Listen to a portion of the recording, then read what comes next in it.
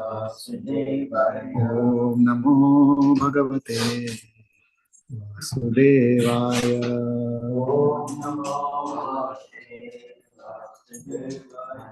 Narayanam Namaskritya Naram Chaiva Narottamam Devim Saraswatim Vyasam Tato Jayamudiraye Nashtaprayeshu Abhadreshu Nityam Bhagavata Sevaya Bhagavate Uttama Shloke Bhakti Bhavati Naishtiki Krishnaya Vasudevaya Devaki Nandanaya Cha Nanda Gopa Kumaraya Govindaya Namo Namaha.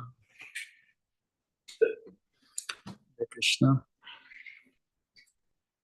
So we are reading from the Srimad Bhagavatam, Canto 10, text 26 to 40, 42, 26 to 42. 42 of the from the 98th chapter of Srimad Bhagavatam, chapter entitled Summary of Lord Krishna's Glories.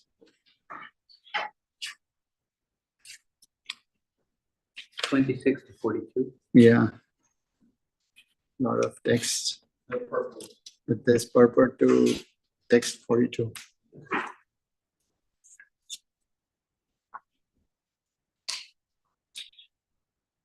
So I'll read text 42, the shlokas and translation and purport. Then we'll read text 26 through 42. Sankhyanam yadavanam kaha karishyati mahatmanam yatra yutanam ayuta lakshenaste sa ahukaha. Translation and purport by the disciples of His Divine Grace A.C. Bhaktivedanta Swami Prabhupada. Srila Prabhupada ki jai. Who can count all the great Yadavas when among them King Ugrasen alone was accompanied by an entourage of 30 trillion attendants? 30 trillion. Purport. Srila Vishwanath Chakravarti explains why specifically 30 trillion rather than an indefinite number of tens of trillions is stated here to be the number of King Ugrasen's attendants. He does so by citing the interpretational rule of Kapinjaladhikarana, the logic of referring to pigeons. Somewhere in the Vedas is found the injunction that one should sacrifice some pigeons. This plural number should be taken to mean not an indiscriminate number of pigeons, but precisely 3 of them. Since the Vedas never leave any matter vague, the rules of Mimamsa interpretation take 3 as the default number when no specific number is given. So we read text 26 through 42. Prabhu, would you like to read some of the verses, just translations? 26? Yeah. They can hear you? Yeah.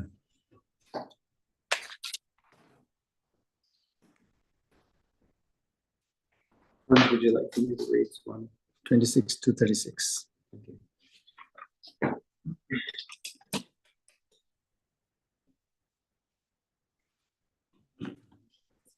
Yeah, so then it becomes a thing. Okay. The Lord whom countless songs glorify and countless ways forcibly attracts the minds of all women who simply hear about him.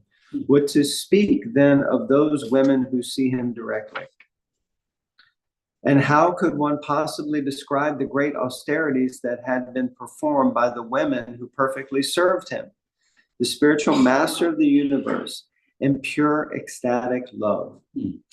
Thinking of him as their husband, they rendered such intimate services as massaging his feet. Text 28. Thus, observing the principles of duty enunciated in the Vedas, Lord Krishna, the goal of the saintly devotees, repeatedly demonstrated how one can achieve at home the objectives of religiosity economic development, and regulated sense gratification. While fulfilling the highest standards of religious householder life, Lord Krishna maintained more than 16,100 wives. Among these jewel-like women were 8 principal queens, headed by Rukmini. I have already described them one after another. O king, along with their sons, I have already described them one after another, O king, along with their sons. The Supreme Lord Krishna, whose endeavor never fails, begot 10 sons and each of his many wives. Purport. The total number of Lord Krishna's sons was thus 161,080. And he also had a daughter by each wife. Among these sons, all possessing unlimited valor, 18 were Maharatas or great renown. Maharatas of great renown. Now hear their names from me. This is text 33 through 34. They were Pradyumna, Aniruddha, Diptiman, Banu, Samba, Madhu, Brihad Banu, Chitra Banu, Vrika, Aruna, Pushkar, Veda Bahu, Shrutadev, Sunandana, Chitra Bahu, Virupa, Kavi, Nyagroda. Purport. In the opinion of Srila Vishwanath Chakravarti, the Aniruddha mentioned here is Lord Krishna's son, not his well-known grandson through Pradyumna. Next text is 35.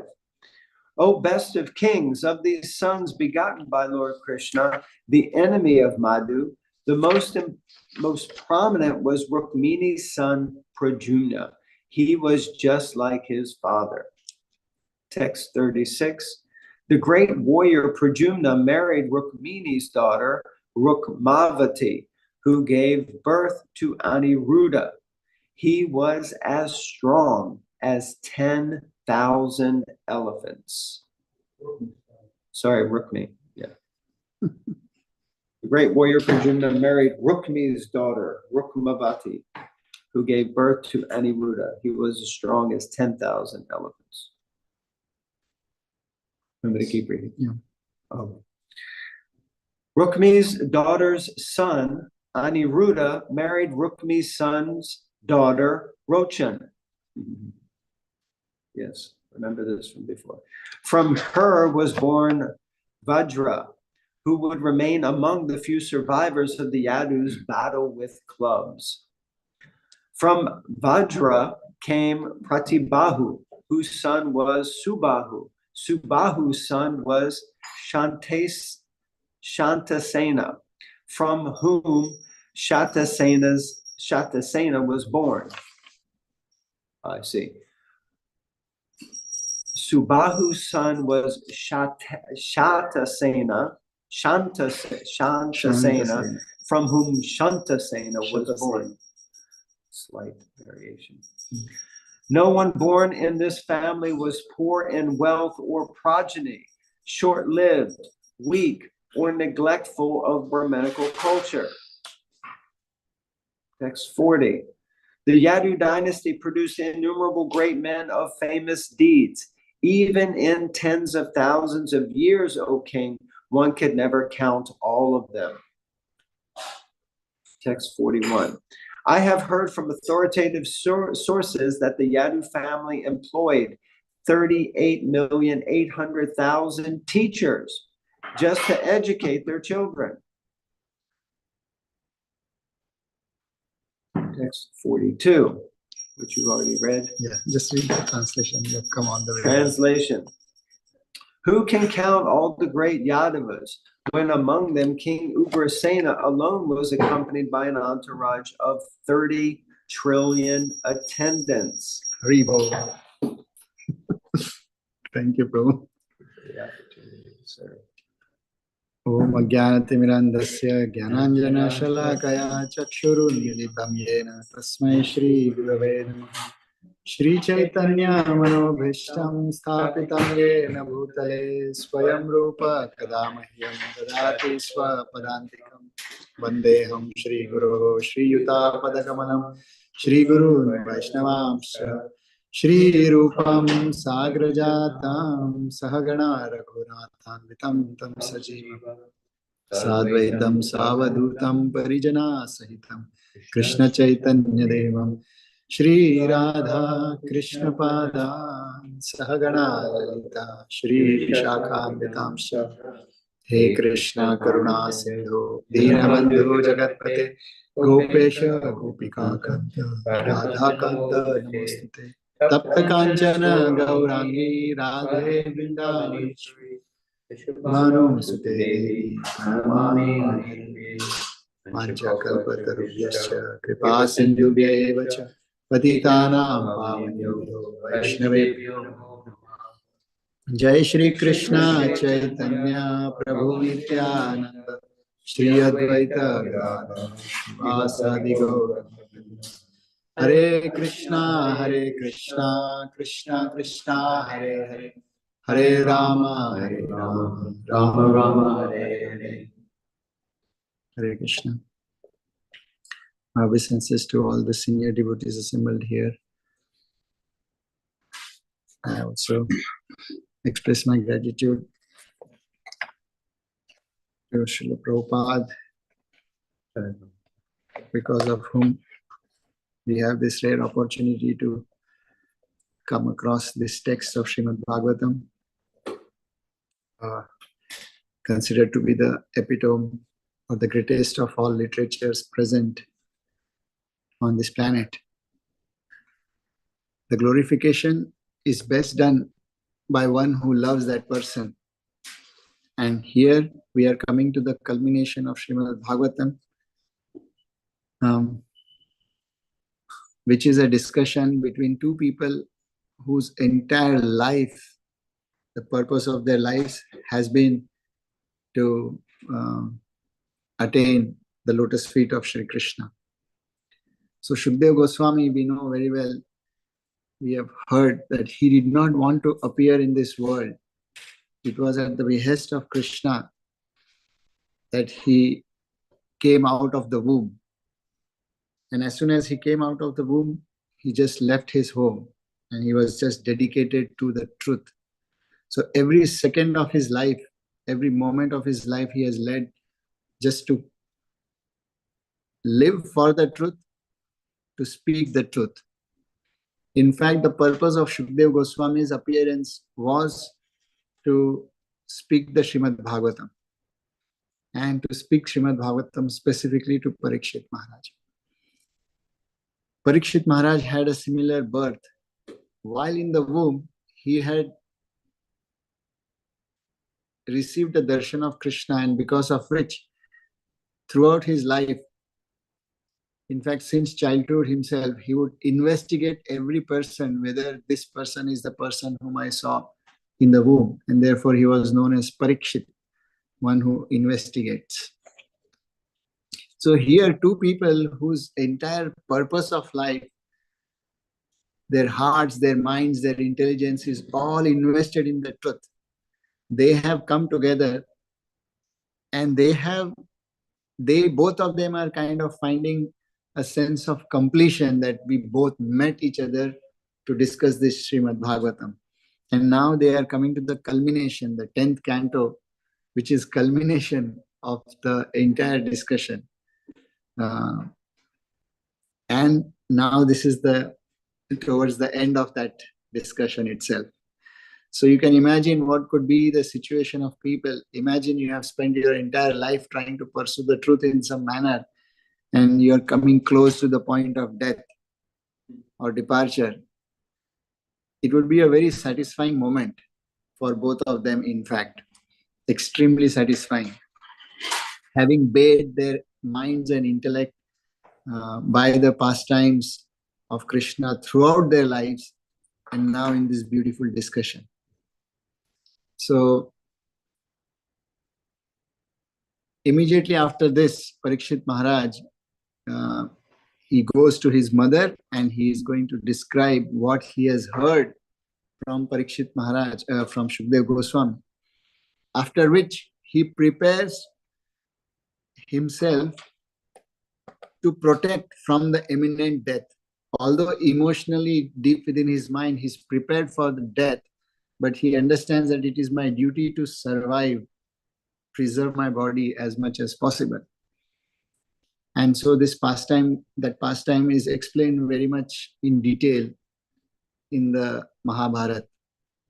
What Parikshit does to save his life, although he knows that he cannot save. But it was just an offering out of duty. Understanding that Lord Krishna, when he appeared in this world, he did not, for the sake of his emotions and ecstasies, ignore his basic duties and dharma per se.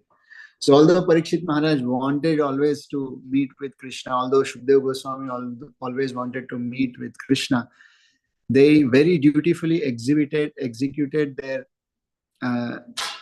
life and its duties, which would appear mundane to someone who is deeply in love with Krishna. So here we also, in the purports, we read how Krishna did his grihastha dharma duties very properly. In the earlier verses, it was we hear how he spent his time with his young wives, very romantic, loving exchanges, very fulfilling exchanges, fulfilling the basic desires of each other in terms of food, clothing, shelter, mental, emotional, romantic, different kinds of desires. At the same time, also being very religiously involved in life. So this idea that if one is Krishna conscious, one should ignore one's family, one's kids, one's duties, is a very flawed idea. When Srimad Bhagavatam condemns family life, or when Bhagavatam condemns husbands, wife, children, and so on, that condemnation is not from the point of ignoring the basic duties which one has. When one considers involvement in the life as the essence of one's existence, then that is what is condemned by the Srimad Bhagavatam. When one considers all of these things, all our duties, just as a means to attain Krishna, although they may not be so fulfilling, although they may not be so exciting, but considering that this is a means to attain Krishna, then those very apparently mundane means become spiritual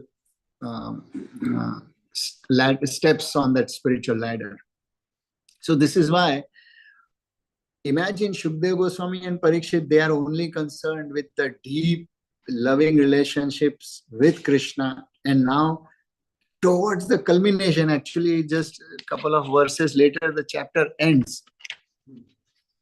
The canto 11th and 12th is essentially a summarized discussion which is happening again.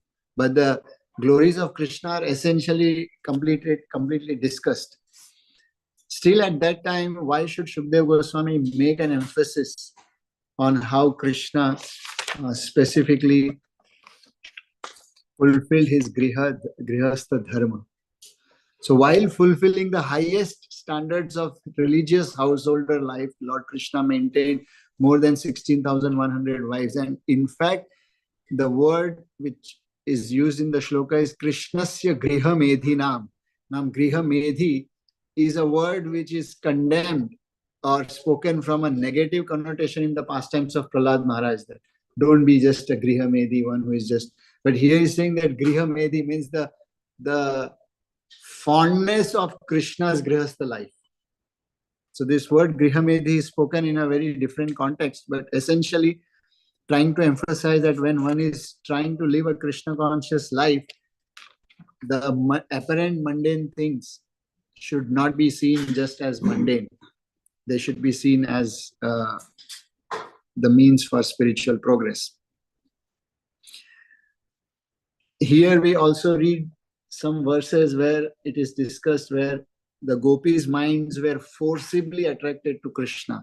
And then one of the verses, it speaks,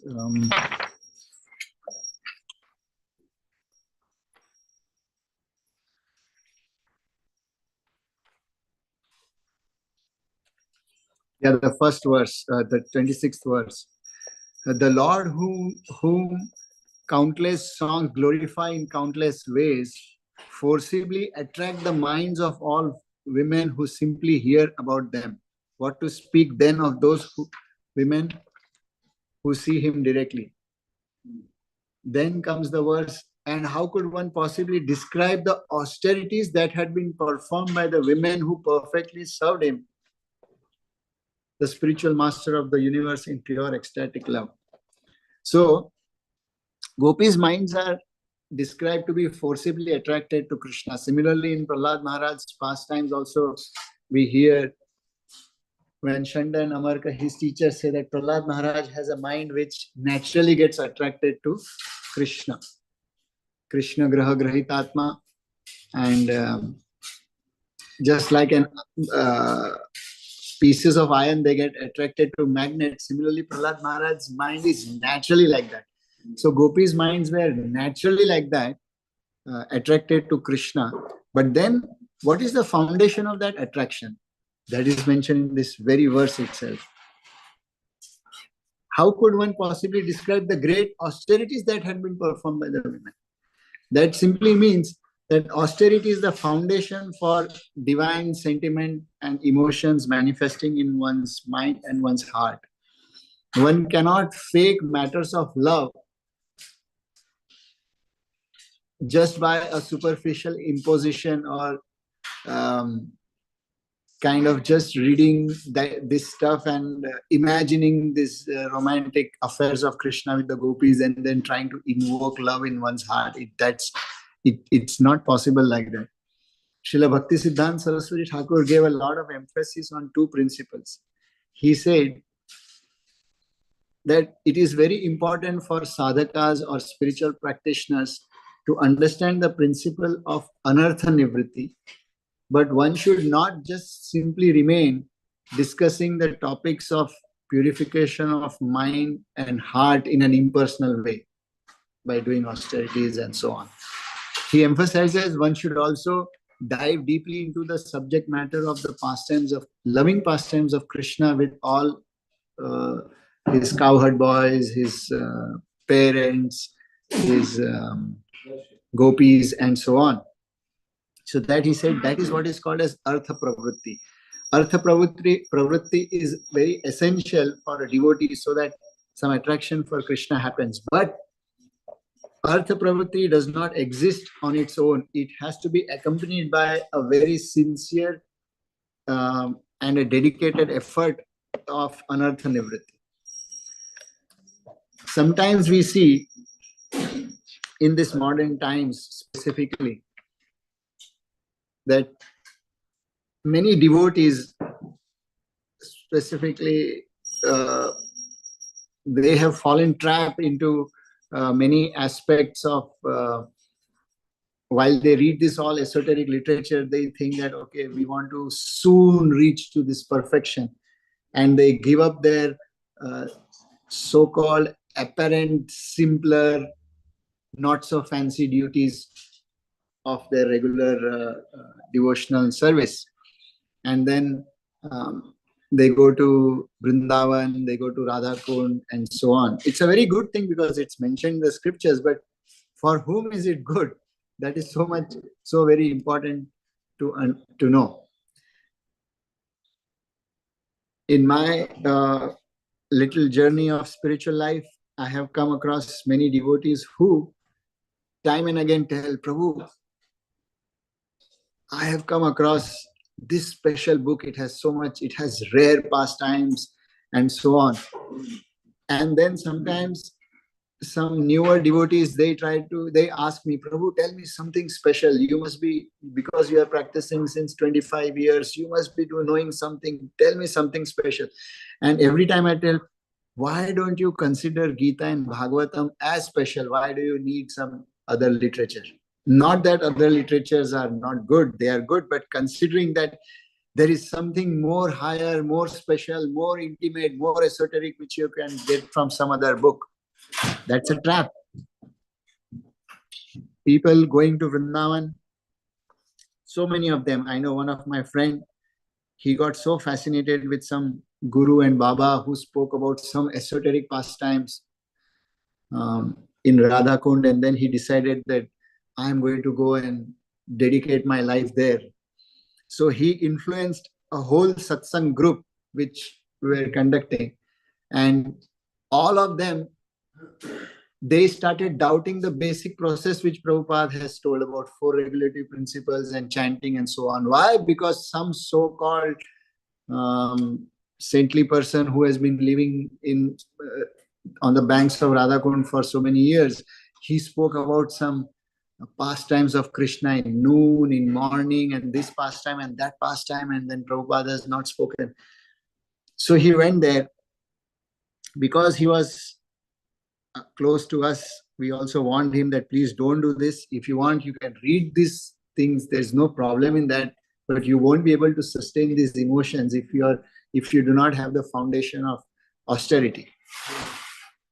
But still he went, and in about 3 years, he literally fell down and went to the path of illicit affairs, and was then, currently he's nowhere now. He's like totally messed up individual. So this verse, this statement caught my attention, where this translation speaks. How could one possibly describe the great austerities that had been performed by women who perfectly served him? Now, this means for one's mind and heart to be attracted to Krishna forcibly, one has to also have this foundation of austerity.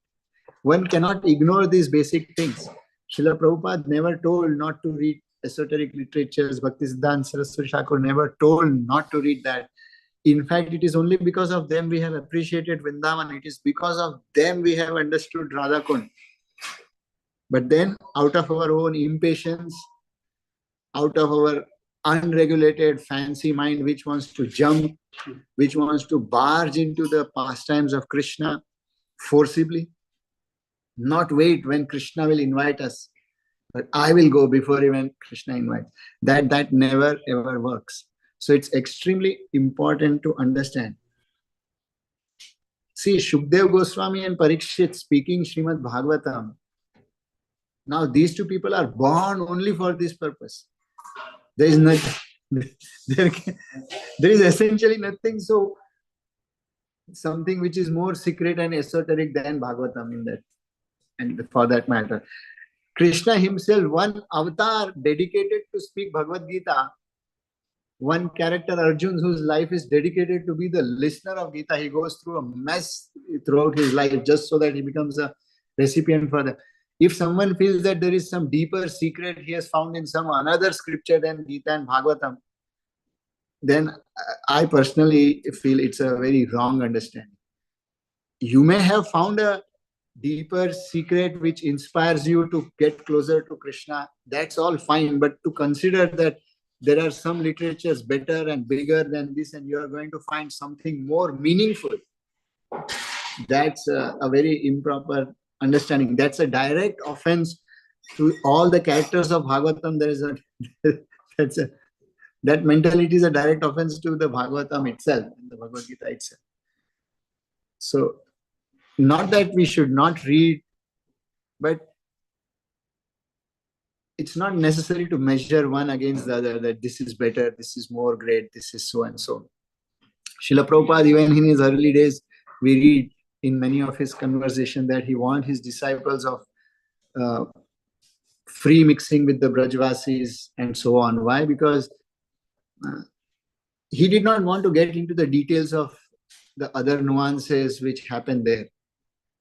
He just would say that, okay, this is a land of Vrindavan, you get inspired by the devotees there and people there, the deities there, but we do not need to exactly follow their manners of the Brajvasis, because they are protected by the very birth which they have, and we don't need to tread that path. So he warned them. In fact, when you read Chaitanya Charitamrita, Lord Chaitanya also warned Sanatana Goswami that you may go to Vrindavan, but make sure that you are under the association of so and so, and do not stay more than 3 or 4 days. Specifically mentioning, go there, render your service, and then come out.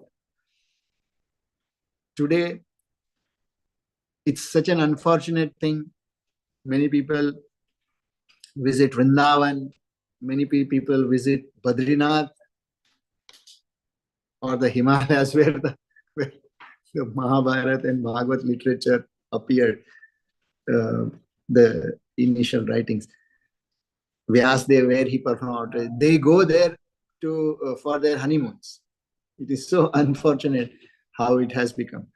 And these places have lost their purpose in a greater way because people are filled with so many desires and they just come there for their vacations. So when one goes to a vacation or a break to Vrindavan or Mayapur, and one carries one's own habits, the same habits of eating, the same habits of other things, the purpose of being in Mayapur or being in Vrindavan or being in Badrinath, holy places, is lost. The whole point of visiting holy places is that one should ensure that in those couple of days one stays there, one must accept or embrace the lifestyle of what the sadhus would have there, or the sadhakas have there. So essentially, one cannot force oneself in the matters of love. Also, sometimes we feel that all these discussions about controlling mind and following the regulative principles and some basic discipline is so boring. But it's not the case. Why? Because we feel that discussing romantic aspects or handling love is much more easier by us. That's also not true. When someone truly loves you, it carries a lot of pressure and burden. And we experience this even in just some simple mentoring and coaching services which we do. When someone looks up to you, if you have just 20, 30 people looking up to you, it's so much of pressure and burden. If you have just 200, 300 people or a community, if you are handling, it's an extreme burden just to reciprocate with the love and affection which others shower upon. Typically, I think 15 or 20 is the maximum limit a person can handle. Otherwise, it goes. And that's why we need a team of people to handle, talk, and so on. Because it's just not possible. We cannot imitate Krishna or even the love of gopis. For that, even when we have to reach to the platform that we can receive the intensity of love of Krishna, we need to develop a character which is based out of austerity. Gopis have done austerity for hundreds of thousands of years before they came to this platform, every one of them. So instead of thinking that the process of anartha nivritti lacks excitement, one can think this way, that following the four regulative principles, doing my duties, chanting Hare Krishna sincerely every day, following the instructions of spiritual master, that itself is the first step of the romance with Krishna. Grantraj Srimad Bhagavatam ki jai. Any questions or comments? Hare Krishna. Thank you very much, Jagannath Priya Prabhu, for the wonderful class. Since this is an in-person class, why would the devotees in the temple room ask questions or share a reflection? Okay.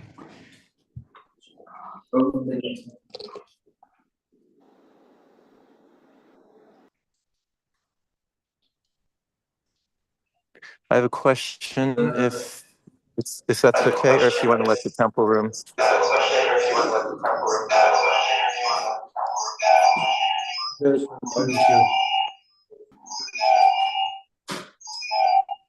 I'm just gonna. Yeah. Prabhu, what would be the, like, the person or the individual visiting these holy places? What would be the what's the word? Not objective. Like, if they do visit these places and don't follow like the lifestyle of the places there, like, what are they not benefiting instead of what they would benefit?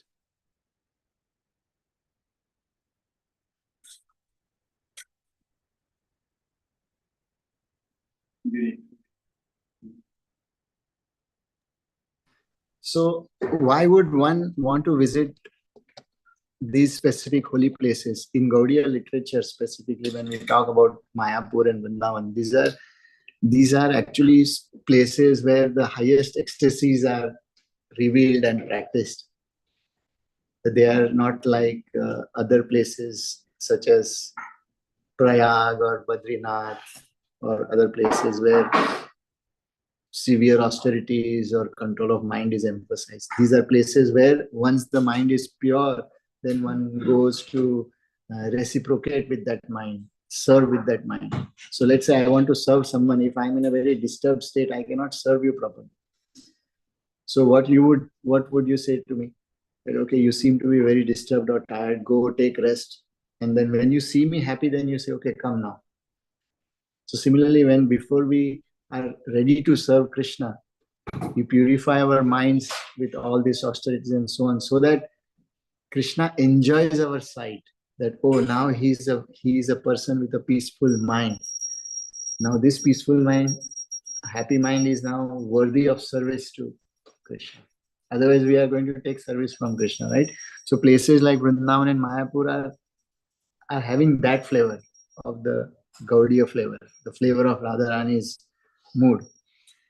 So why would a person want to go there and just do some kind of time pass or silly things? There are so many other places you could do that, and the other places are designed for those things.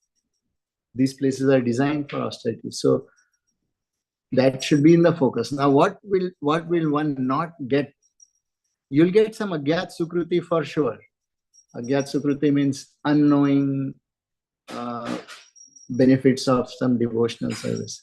But if you want the intended benefits of doing devotional service, that we won't get. So then what's just the point for then agyat sukruti? Just go there for the sake of it.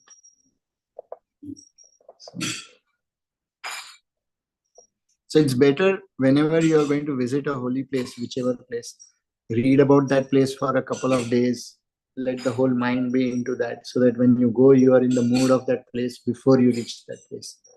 Otherwise, these days, you get everything. You get wine, wealth, women, all kinds of food, everything.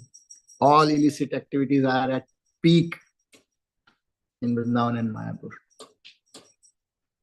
equivalent to what happens in the cities. So the packaging is different. It just like the packaging is all Gopi word and Ras Leela or something like that. In Mayapur, it's a bit lesser, but still it's there. During Bhaktisiddhanta Saraswati Thakur's time, when Gaur Kishore Das Babaji Maharaj passed away, what did Bhaktisiddhanta Saraswati Thakur say? I deserve the right to perform his final rites.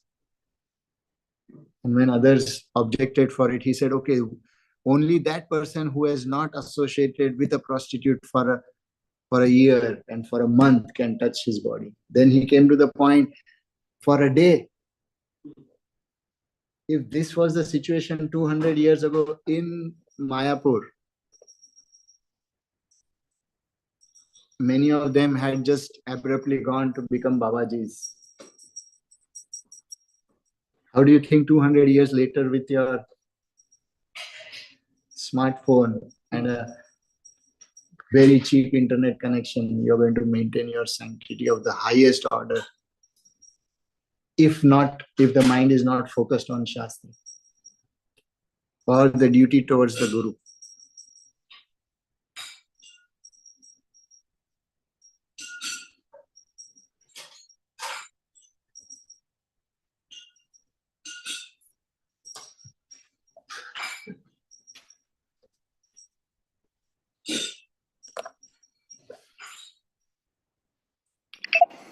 Hare Krishna. Mathuranath Prabhu has a question. Mathuranath Prabhuji. Haribo. Thank you for the class. I really appreciate your point of, don't give our duties, our family, our partner, our children. These are part of our journey in Krishna consciousness. This is part of our dedication to Krishna. Something I'm seeing in the movement, I've seen within myself, is a lot of time we don't include ourself in that, actually loving ourself, accepting ourself. And so much of the time people are trying to get away from themselves, even they come to Krishna consciousness, and there's parts of themselves where there's a lot of hurt, a lot of pain. They're not dealing with that, and they're trying to go to Krishna. They're trying to, and they're having a hard time staying steady in the process. A lot of people fall away, and then they come back, and they fall away, or it's just some people, you know, they they're not able to really get deeply into the Bhagavad Gita, the Bhagavatam, because there's an internal um, war going on that they're not addressing. So how to address this? Because so much of the time we're trying to get away from ourselves. That's why we're distracting. That's why we're get into addictions. That's why we're even get into relationships. That person's going to make me feel better. Or we get a guru. They're going to make me. They're going to fix my problems. They're going to make me feel better.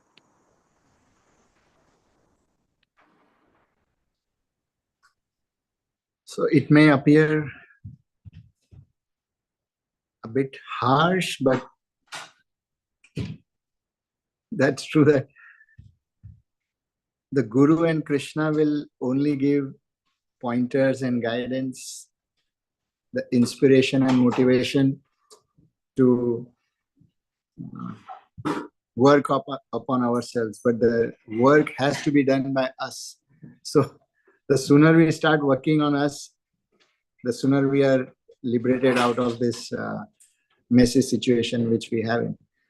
So generally what I do, what I have done in the past and what I do even today is I have broken down my, let's say I have a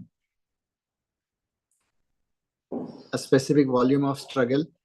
So I break it down into 100 parts and just take one bit at a time. And that one bit, as you move ahead in your journey of spiritual life, that one bit takes a long time. It's no longer like within a week you make a change or within a few days. It probably takes a couple of months or probably a year or two just to make that little bit correction. But that gives you so much faith in the words of the scriptures, that brings you so much infinitely closer to Krishna than from where you were. You experience those things in your heart. And it requires a lot of patience. So patience comes only by doing things which you do not enjoy, but you still stick to it. That's where you develop the character of patience. So even in the suffering, when we are going through it, if we consider it that way, that what Krishna says in the Gita, right? Summers and winters, they come and go. So sometimes it comes for 30 years and it goes after 30 years, 10 years and go. Just stick to the process, stick to the journey, and slowly, gradually, we will come out of it. That I am damn sure. It takes time, but that's how it happens. Granthara Srimad Bhagavatam ki jai, Srila Prabhupada ki jai. The curtains are just opening, so I have to end here. Hare Krishna.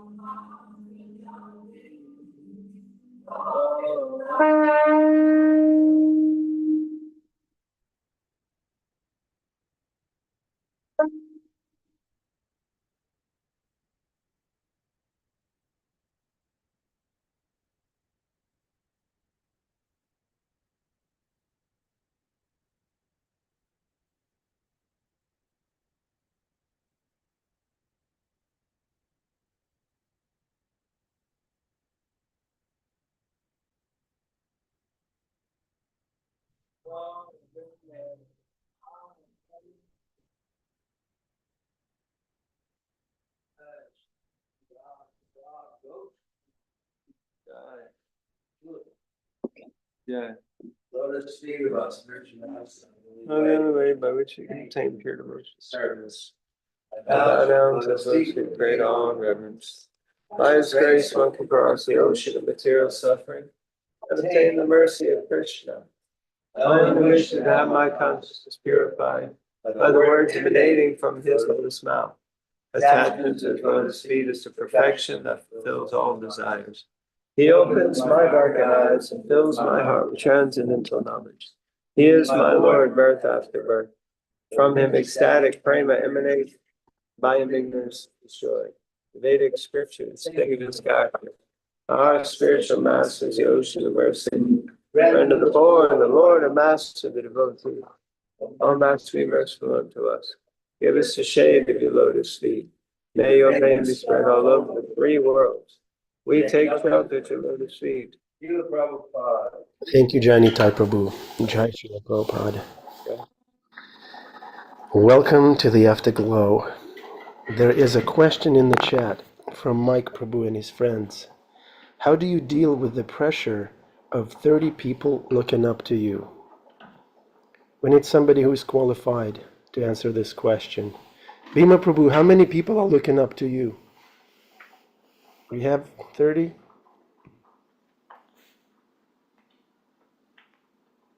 Hare Krishna. Bhima Prabhu, how many people are looking up to you? And how do you deal with the pressure? No one's looking? No? Unmute yourself. Oh, you're driving, okay.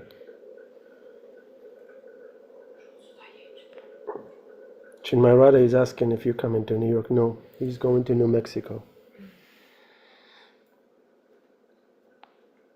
Why is everybody muted? This is the afterglow. Please. How do you deal with the pressure of 30 people looking up to you? Who has insights on this?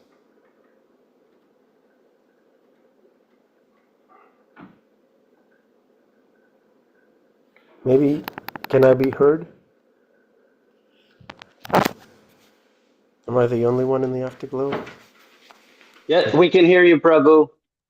Yeah, Sri Ananda Bihari Prabhu, we can hear you. we can hear you, Nanda Bihari. Thank you very much. Thank you. I thought I was crazy. Bhima Prabhu, can you unmute yourself for once? Just slow down, slow down the car. Or let Ram drive.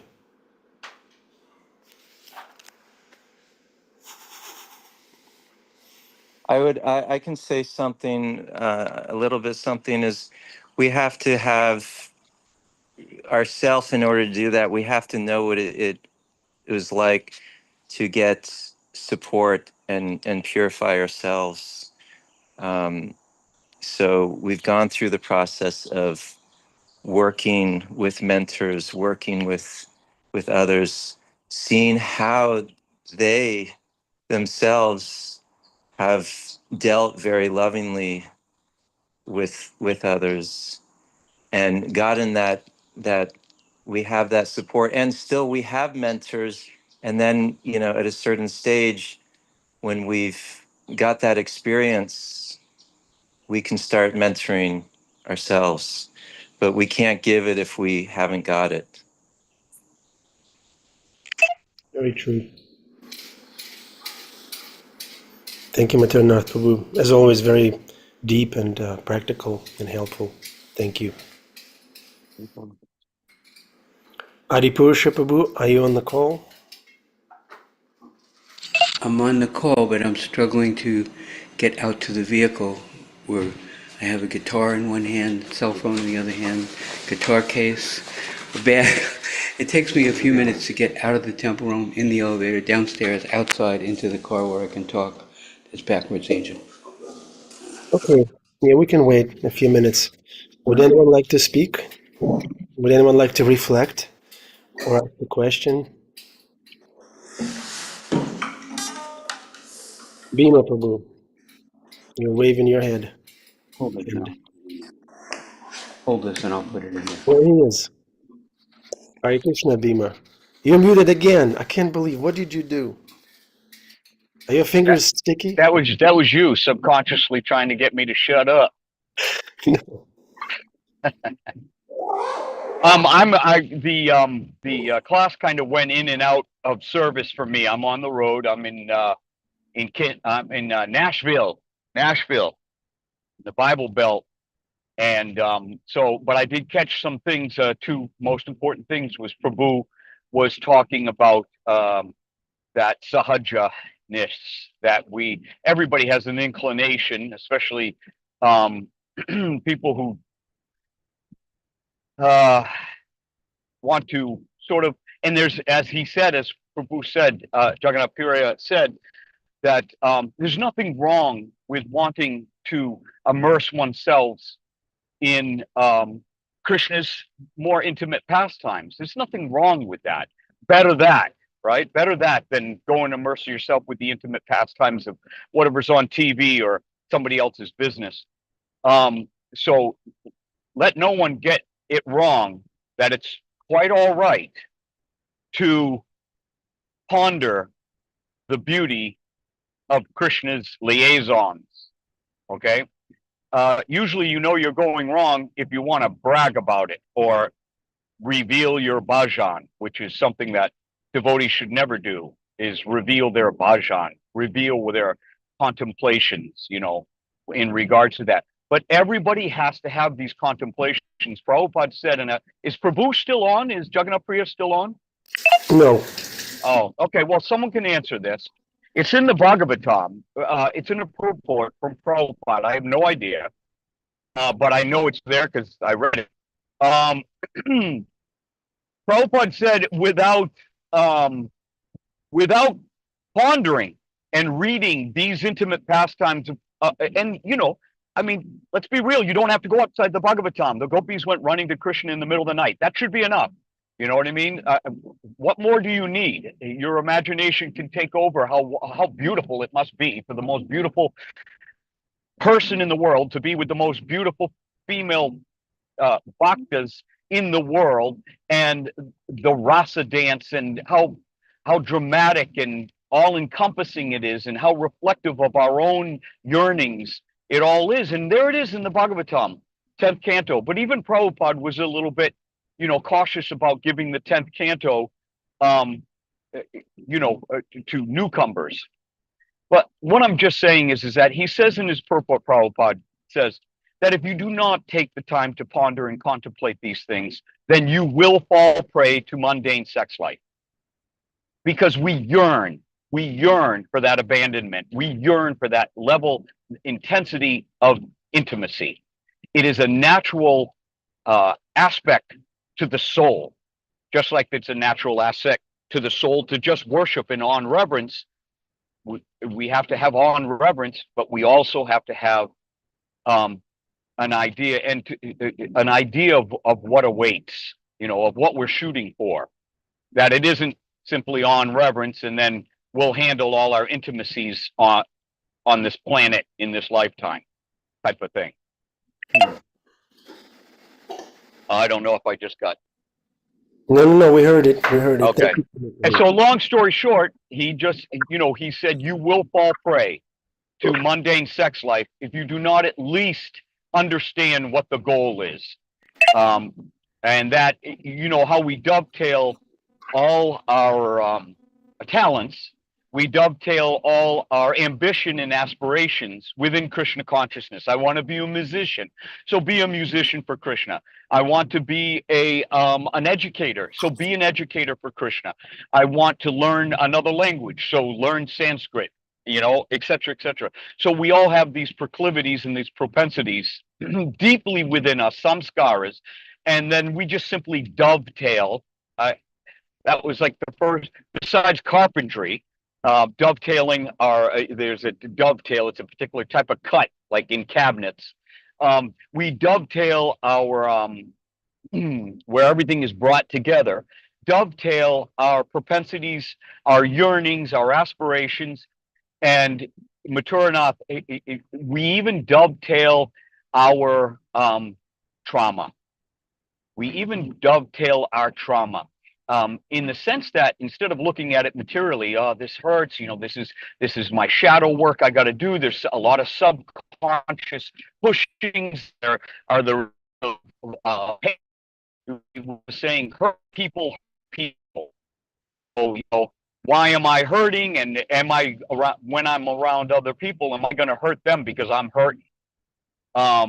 So we even dovetail, that propensity, the desire to not spiritually bypass, but to go to Krishna with our trauma and say something like, okay, this was fire. I went through fire when I was young. I went through fire when I got married. I went through fire with the betrayal of a friend. I went through fire, with a very dysfunctional thing. What are we supposed to learn from this? Krishna. It's a prayer. It literally is our prayer. Krishna loved prayer that comes from trauma because it's sincere. And only you and Krishna know about it, about your feeling. I'm actually got to pull over. The rain is so heavy right now. It's a deluge. I feel like I'm in India.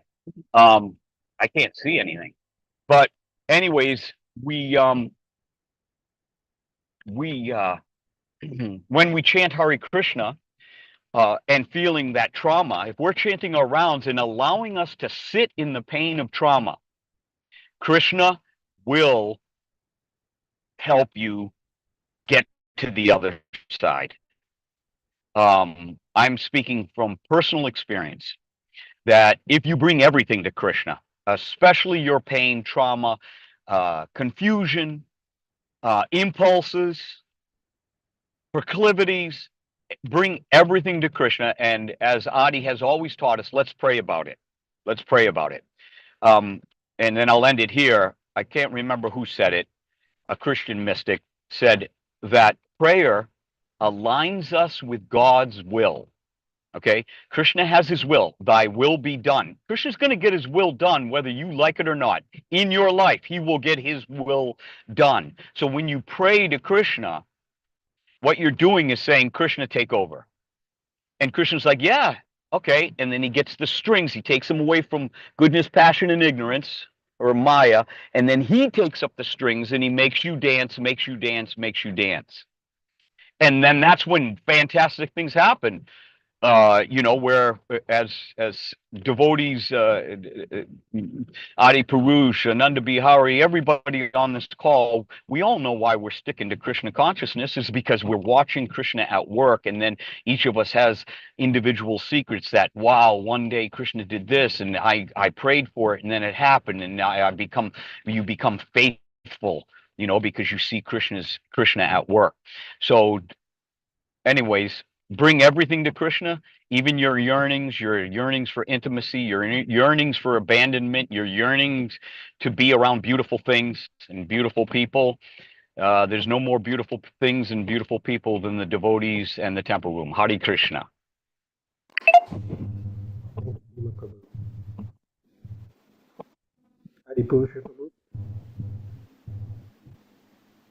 Are you yearning to glorify Krishna?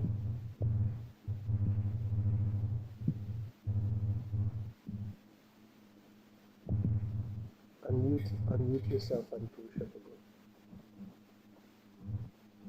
Unmute your true self.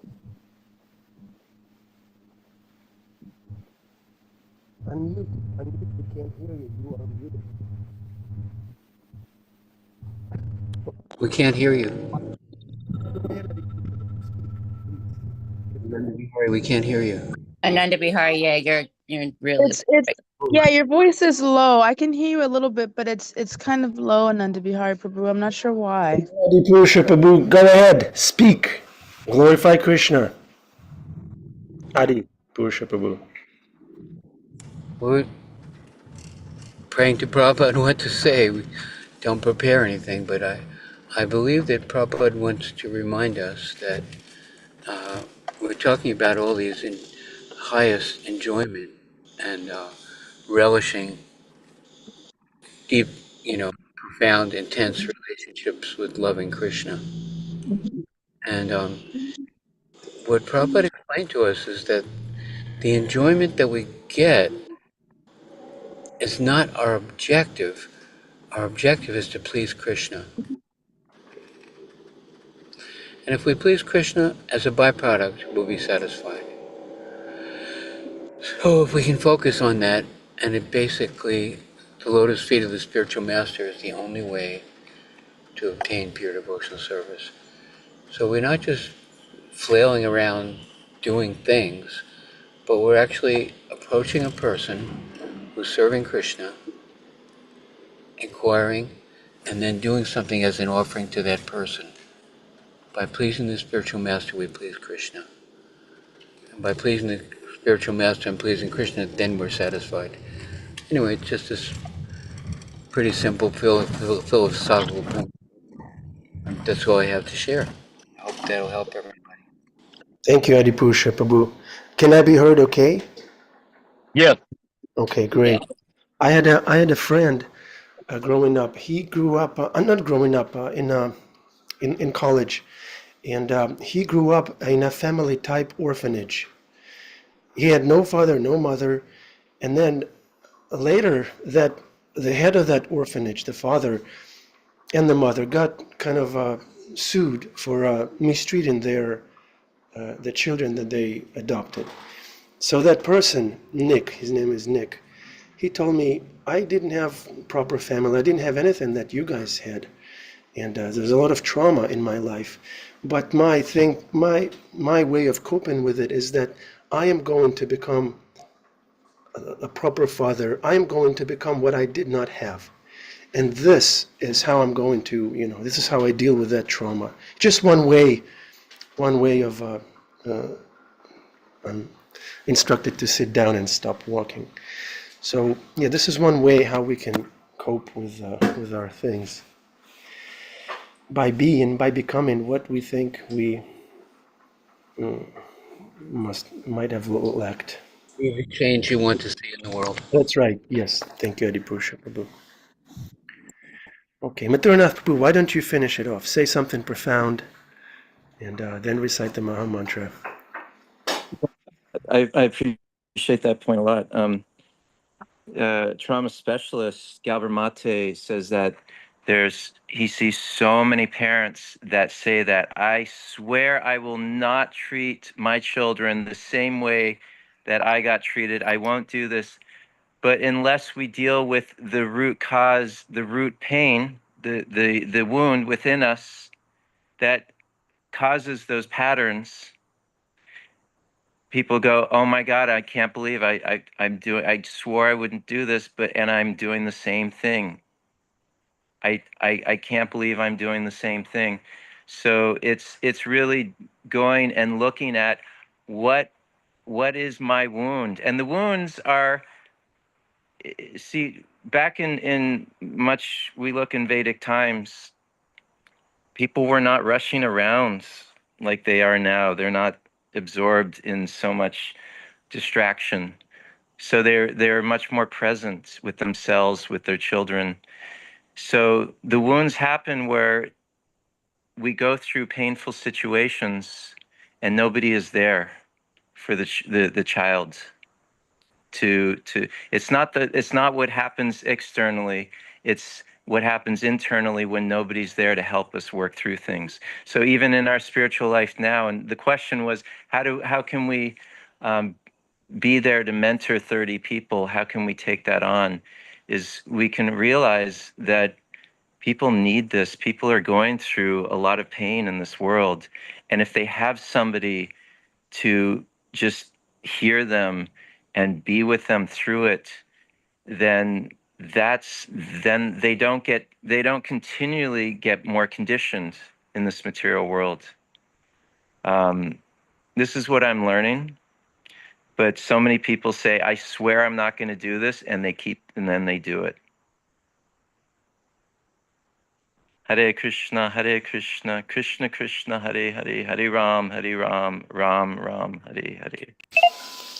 Thank you very much, Mathuranath Prabhu. Thanks everyone on this call. We love you and we need you, and we're happy to be in your association every day. Thank you very much. Hare Krishna.